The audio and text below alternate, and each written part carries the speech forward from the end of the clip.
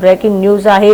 कुंभ वेझो ॻोठ मोहम्मद मोरियल भट्टी में ॿिनि भेरनि में झगड़ो थियो आहे। लठियूं ऐं कुहाड़ियूं लॻण सबबि 5 ॼणा ज़ख़्मी थी पिया।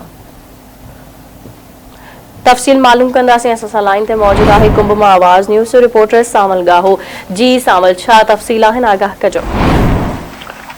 जी, जीअं त कुंभ भरिसां ॻोठ मोहम्मद मोरियल भट्टीअ में मामूली ॻाल्हि सां भट्टी बिरादरी जे ॿिनि धुरनि में झगड़ो थी पियो, जंहिंमें कुहाड़ियूं ऐं लठियूं लॻण सबबि ॿिन्ही धुरनि जा जेके आहिनि 5 ॼणा ज़ख़्मी थी पिया, जिन खे मक़ामी अस्पताल जेको आहे दाख़िल कयो वियो आहे। जॾहिं त झेड़े जो इतलाह जेको आहे उहो कुंभ पुलिस खे ॾिनो वियो आहे ऐं कुंभ पुलिस जेका आहे उहा ॻोठ मोहम्मद मोरियल भट्टी तरफ़ रवान थी वई आहे। जी ठीकु आहे, मुंहिंजी महिरबानी सावल अपडेट करण लाइ।